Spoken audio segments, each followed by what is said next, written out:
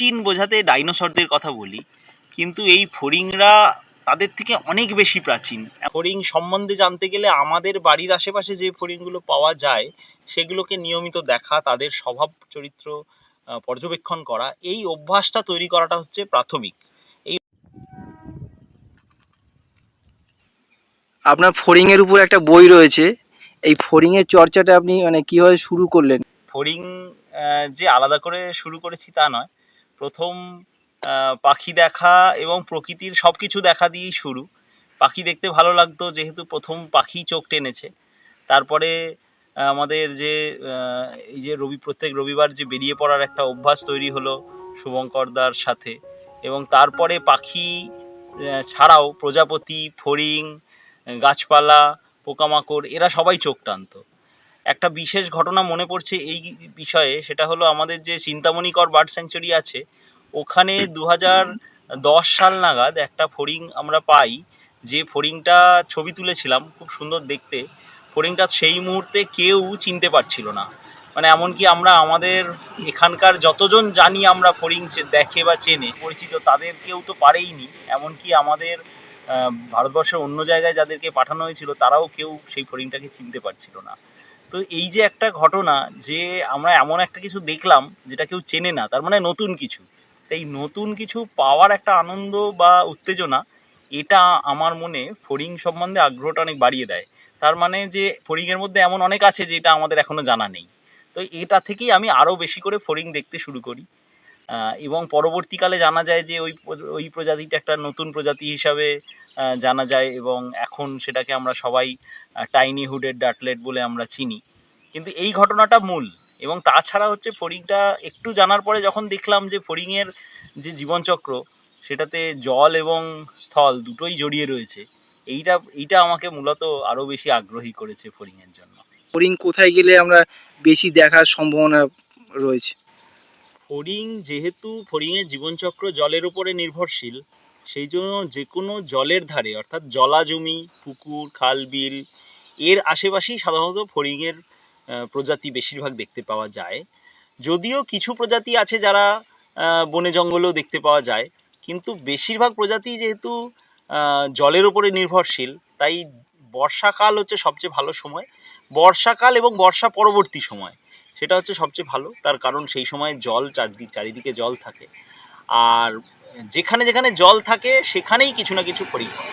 ফড়িংয়ের বৈচিত্র্য সম্পর্কে কি বলবেন, যে কি ধরনের ফড়িং পাওয়া যায়?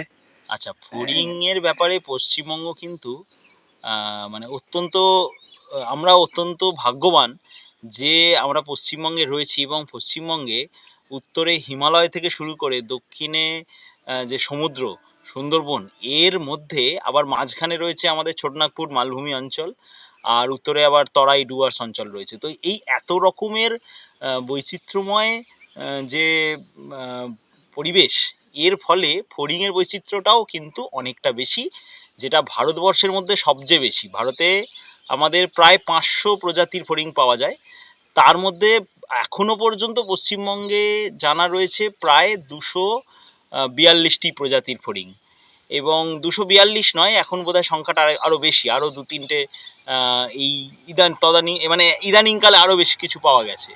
তো এই এতগুলো যে ফড়িং, তার মধ্যে কিন্তু বেশিরভাগই পাওয়া যায় হচ্ছে হিমালয় এবং হিমালয়ের পাদদেশ অঞ্চলে, আর দক্ষিণবঙ্গে আবার বেশ কিছু ফড়িং পাওয়া যায় যেগুলো সম্পূর্ণ আলাদা। আবার ছোটনাগপুর মালভূমি অঞ্চলে কিছু ফড়িং পাওয়া যায় যেগুলো হচ্ছে মধ্য ভারতীয় উচ্চভূমির সাথে মিল পাওয়া যায়। তো এই মানে এত রকম বৈচিত্র্য নিয়ে এই মুহূর্তে ভারতবর্ষের একমাত্র রাজ্য যাদের কিন্তু 200-র বেশি প্রজাতি রয়েছে ফড়িংয়ের। ফড়িংয়ের বিষয়ে আগ্রহ আছে, সে কি মানে কিভাবে শুরু করবে, বা আপনি হয়তো অনেক ওয়ার্কশপ করেন, বা কিভাবে তার শুরু করবে ফড়িং নিয়ে চর্চা বা জানার বিষয়গুলো? ফড়িং নিয়ে চর্চার বিষয়টা এখন অনেকটাই সহজ হয়ে গেছে। এখন যদি কেউ ফড়িং নিয়ে জানতে চায় তাহলে বেশ কিছু বই পাওয়া যায় বাংলা ইংরাজি মিলিয়ে, সেগুলো ফড়িং মানে ভারতবর্ষের ফড়িং সম্বন্ধে, বাংলার ফড়িং সম্বন্ধে জানার একটা উপায় রয়েছে। তাছাড়াও বেশ কিছু ওয়েবসাইট যেমন ওডোনাটা অফ ইন্ডিয়া বা আই ন্যাচারালিস্ট, এই ওয়েবসাইটগুলোতে মোটামুটি আমাদের আশেপাশে যে ফড়িংগুলো পাওয়া যায় তাদের প্রচুর ছবি এখন রয়েছে, যার ফলে সেগুলো দেখে চেনা খুব সহজ। আর ফড়িংয়ের চর্চা মানে তো শুধু ছবি তোলা, ছবি দেখা বা ছবিটাকে চেনা নয়। ফড়িং সম্বন্ধে জানতে গেলে আমাদের বাড়ির আশেপাশে যে ফড়িংগুলো পাওয়া যায় সেগুলোকে নিয়মিত দেখা, তাদের স্বভাব চরিত্র পর্যবেক্ষণ করা, এই অভ্যাসটা তৈরি করাটা হচ্ছে প্রাথমিক। এই অভ্যাসটা তৈরি হয়ে গেলে তারপরে কাজটা তুলনামূলক সহজ হয়ে যায়। এবারে যদি কেউ চর্চা করতে চায়, মানে পড়াশোনা করতে চায় ফড়িংয়ের জীবন নিয়ে, তাহলে সেক্ষেত্রে আমাদের ড্রাগন ফ্লাই সাউথ এশিয়া বলে একটা গ্রুপ রয়েছে ভারতবর্ষের, আমাদের যতজন ফড়িং নিয়ে গবেষণা করে তাদের। তো সেখানে আমরা এই বিভিন্ন ধরনের ওয়ার্কশপ, সেমিনার করে থাকি, এবং যদি কোনো ছাত্রছাত্রী আগ্রহী হয় তাহলে আমরা তাদেরকে আলাদাভাবে সাহায্য করি। সেটা মানে পার্সোনালি যোগাযোগের মাধ্যমে আমরা আলাদা করেও সাহায্য করি। এবং অনেক ছাত্রছাত্রী এখন কিন্তু ফড়িং গবেষণার কাজে ভাবছে, করছে, এগিয়ে আসছে। তার মধ্যে ফড়িংয়ের বিভিন্ন মানে কোথায় কী ফড়িং পাওয়া যাচ্ছে সেই কাজও যেমন রয়েছে, তার সাথে ফড়িংয়ের স্বভাব চরিত্র এবং ফড়িং যে জলের ওপরে নির্ভরশীল, ফড়িংকে আমরা বায়ো ইন্ডিকেটর বলি, অর্থাৎ সেই জলের যে স্বাস্থ্য সেটা প্রকাশ করে ফড়িং। তো সেগুলো নিয়েও কিন্তু অনেকেই পড়াশোনা করছে এবং কাজ করার জন্য ভবিষ্যতে ভাবছে। পাখি দেখার অনেক বিখ্যাত জায়গা রয়েছে, অনেক স্যাংচুয়ারি রয়েছে।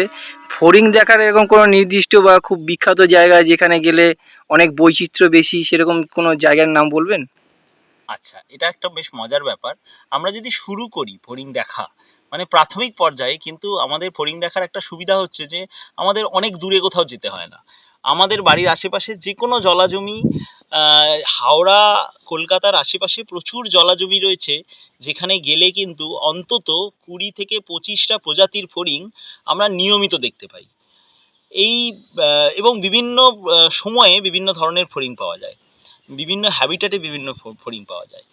আর যারা একটু এগিয়ে গেছে ফড়িং চর্চায় তাদের জন্য বলবো যে যদি বিশেষ কিছু প্রজাতির ফড়িং দেখতে হয়, তার জন্য পাহাড়ি ঝর্ণা বা পাহাড়ি নদীগুলো খুব বিশেষ করে উল্লেখযোগ্য। যেমন আমাদের গরুমারা বা বক্সা যে জঙ্গল রয়েছে, বক্সার জঙ্গলে আমি এখনই মনে করতে পারছি যে অঞ্চলগুলো, যেমন গরুমারা জঙ্গলে ভেতরে না ঢুকেও গরুমারা জঙ্গলের আশেপাশে যে বিভিন্ন ছোট ছোট নালা নর্দমা খাড়ি বা বর্ষার জল জমা যেগুলো, সেই অঞ্চলে প্রচুর মানে খুব সুন্দর সুন্দর এবং রেয়ার ফড়িং পাওয়া যায়। আবার বক্সায় গেলে আমরা যে সবাই আমরা জয়ন্তী নদী রিভার বেডে যাই, আমরা সেই জয়ন্তী নদী ধরে হেঁটে আমরা যদি ছোট মহাকালের দিকে যাই, সেখানেও বেশ কিছু ঝর্ণা রয়েছে, ছোট ছোট নদী রয়েছে, যেখানে এমন কিছু ফড়িং পাওয়া যায় যেটা ভারতবর্ষের আর কোথাও পাওয়া যায় না। আর আমাদের দক্ষিণবঙ্গের মধ্যে আমি বলবো যে উত্তরপাড়া, যে আমরা বশিপোতা চিরকাল যেতাম, যে উত্তরপাড়া যে জলাজমি অঞ্চল, তারপরে সুন্দরবনের বেশ কিছু অঞ্চল রয়েছে, যেখানে আর কি সারা বছর জল থাকে এবং প্রচুর অ্যাকোয়াটিক ভেজিটেশন আছে, অর্থাৎ জলজ গাছপালা আছে, সেখানে সবচেয়ে বেশি ফড়িং দেখতে পাওয়া যায়। আচ্ছা, আর একটা বিষয় আমি বলতে চাই যে কলকাতার মধ্যে যদি কেউ চান ফড়িং দেখতে, সেখানেও কিন্তু বেশ কয়েকটা জায়গা রয়েছে। যেমন সেন্ট্রাল পার্কে যে জলাজমিগুলো রয়েছে, সেখানে বেশ কিছু প্রজাতির প্রচুর ফড়িং দেখতে পাওয়া যায়। আমাদের বি গার্ডেনের মধ্যে যে জলা এবং পুকুর রয়েছে, তার মধ্যে বেশ কিছু ফড়িং দেখতে পাওয়া যায়। চিন্তামণিকর বার্ড স্যাংচুয়ারি অঞ্চলে বেশ ভালো সংখ্যায় ফড়িং আছে। আর আরেকটা জায়গা আমার যেটা মনে পড়ছে, সেটা হচ্ছে আমাদের ইডেন গার্ডেনের যে বাগান রয়েছে, সেই ইডেন গার্ডেনের বাগানের ভেতরে কিন্তু কিছু পুকুর রয়েছে, সেখানেও কিছু বিশেষ প্রজাতির ফড়িং দেখতে পাওয়া যায়, যেগুলো আমরা সাধারণত যাই ওখানে দেখার জন্য। দেখার জন্য মানে সঙ্গে কিছু আলাদা করে উপকরণ রাখা দরকার, বা ধরুন বাইনোকুলার এসব সেই? হ্যাঁ, ফড়িং দেখতে গেলে ছোট প্রাণী, আর ফড়িং তো দিনের বেলা, আর ওদের চোখ এত বড় বড়, ওরা খুব সহজে আমাদের দেখতে পায়। সেই জন্য ফড়িংকে খুব কাছে গিয়ে দেখতে গেলে ফড়িং উড়ে পালিয়ে যায় বেশিরভাগ ক্ষেত্রেই। তো সেই জন্য একটা বাইনোকুলার থাকলে খুব ভালো হয়। এবং আমাদের বাইনোকুলারগুলোতে মোটামুটি কাছাকাছি দেখা যায়, কাছাকাছি অর্থাৎ যদি আমার 10 ফুটের মধ্যে কোনো ফড়িং থাকে, সেটাকে যদি আমি খুব পরিষ্কার করে দেখতে চাই, তাহলে বাইনোকুলার খুব কাজে দেয়। আর মানে ছোটোখাটো একটা ক্যামেরা থাকলে সুবিধা কী হয়, অনেক ফড়িং হঠাৎ করে একবার দেখলে আমরা সঠিক চিনতে পারি না। তো একটা হোক ক্যামেরা থাকলে যদি আমি মোটামুটি একটা ফড়িংয়ের ছবি তুলতে পারি, একটু এই ব্যাপারে খেয়াল করতে হবে যে ফড়িংয়ের ছবিটা পাশ থেকে তুলতে পারলে ভালো হয়, কারণ ওপর থেকে ফড়িংয়ের দেহের যদি বেশিরভাগ অংশটা দেখা না যায় তাহলে সেই ছবিটা তুলে খুব একটা সুবিধা হয় না। তো পাশাপাশি একটা ছবি তুলতে পারলে বা বড় ফড়িংয়ের ক্ষেত্রে যে কোনো ছবি তুলতে পারলে সেইগুলো চেনা সহজ হয়। আর আরেকটা আমি সবসময় বলি, আমাদের প্রকৃতি পর্যবেক্ষণের ক্ষেত্রে যেটা বলা হয় যে বই, পেন, খাতা আর চোখ, কান, মাথা। তো চোখ, কান, মাথা তো খোলার থাকতেই হচ্ছে, তার সাথে বই, পেন, খাতাটা খুব দরকার। তার কারণ হচ্ছে যে কোনো ফড়িং আমি দেখলে সেটার একটা সঙ্গে সঙ্গে বিবরণ লিখে নেওয়া, বা সেই ফড়িংটা কোথায় আছে, মানে কি ধরনের পরিবেশে রয়েছে, জলের খুব কাছাকাছি নাকি জল থেকে দূরে, গাছের ওপরে বসে আছে নাকি একদম মাটির কাছাকাছি, পাতা থেকে ঝুলছে নাকি পাতার উপরে বসে আছে, আর নাকি বসছেই না, সব কন্টিনিউয়াস উড়ে যাচ্ছে, এই বৈশিষ্ট্যগুলো লিখে নেওয়াটা খুব দরকার। আর একটা হচ্ছে যে তার রঙটা কী রকম রং রয়েছে সেই ফড়িংটার, সেইটা যদি আমি একটুখানি মানে একটা ফড়িংয়ের খুব খারাপ ছবি এঁকে নিলেও তার মধ্যে রংটা লিখে নিতে পারলে কিন্তু পরে সেটা থেকে চেনা সহজ হয়। পশ্চিমবঙ্গে ফড়িং চর্চার সঙ্গে যুক্ত এরকম দু একজন ব্যক্তির নাম বা যারা খুব এ বিষয়ে কাজ করছে তাদের কিছু যদি নাম বলেন যে কেউ। পশ্চিমবঙ্গের ফড়িং চর্চার ক্ষেত্রে যাদের কথা মানে আমার এই মুহূর্তে মনে পড়ছে, আমার যার হাত ধরে হাতে খড়ি শুভঙ্কর পাত্র স্যার তো অবশ্যই আছেন, ওনার হাত ধরেই আমি প্রাথমিক পর্যায়ে ফড়িং দেখতে শিখেছি। এবং সেই সময়ে অর্ক সরকার, অর্কদা, অনিমেষ মান্না, আমি হ্যারিদার কথা মনে করতে পারছি, অভিষেক চ্যাটার্জি, এরা, শুভেন্দু দাস, এরা কিন্তু ফড়িং নিয়ে বেশ আমরা একসাথেই প্রচুর চর্চা করেছি। আর এছাড়া আমাদের মানে আমাদের একটু ছোটনাগপুর মালভূমি অঞ্চলের দিকে কাজ করছেন অমর নায়েক দাদা এবং শুভজিৎ বলে এক ভাই কাজ করছে। উত্তরবঙ্গে আরাত্রিক পাল বলে একটি ছেলে কাজ করছে, খুব ভালো কাজ করে, খুব ভালো ফড়িং চেনে। এবং এছাড়াও আরও অনেকে কাজ করছে। আমি ইপ্তিসামুন বলে একটি মেয়ে কাজ করছে, এখন সে যদিও কাজ করছে চিল্কাতে, উড়িষ্যাতে, কিন্তু সে ফড়িং নিয়ে কাজ করছে এবং ফড়িংয়ের ইকোলজি নিয়ে বেশ কিছুটা স্টাডি করছে। তবে ফড়িং চেনার ক্ষেত্রে আমার মনে হয়, হ্যাঁ, অর্জনদার কথাও অবশ্যই বলতে হয়। অর্জনদা ফড়িং চর্চাতে বেশ খানিকটা আমাদেরকে এগিয়ে দিয়েছে, সাহায্য করেছে। আর শুভজিৎ, নর্থ বেঙ্গলে আরেকজন শুভজিৎ, সে প্রচুর ছবি তুলেছে একটা সময়, প্রচুর ফড়িংয়ের রেকর্ড করেছে। এদের কথাই আমি মনে করতে পারছি। পরিবেশে ফড়িংয়ের গুরুত্ব কি সেই বিষয়ে যদি একটু বলেন। আচ্ছা, এটা খুব গুরুত্বপূর্ণ প্রশ্ন।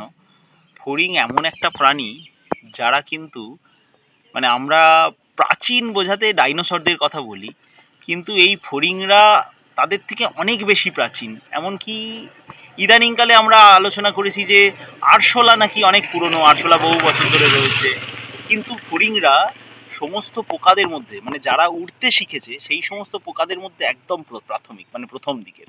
তো এই এত বছর ধরে ফড়িংরা যে বেঁচে রয়েছে পৃথিবীর বুকে, তা কিন্তু মানে তারা কিন্তু নিজেদের দেহের খুব বেশি পরিবর্তন ঘটায়নি, অর্থাৎ এদেরকে আমরা জীবন্ত জীবাশ্ম বলতে পারি। তাহলে এই যে একটা প্রাণী যারা আমাদের চারিপাশে রয়েছে, এত বেশি সংখ্যায় রয়েছে, অথচ এত ভালোভাবে পরিবেশের সাথে মানিয়ে নিয়ে রয়েছে, এটা কিন্তু আমাদের কাছে একটা মানে বিস্ময়।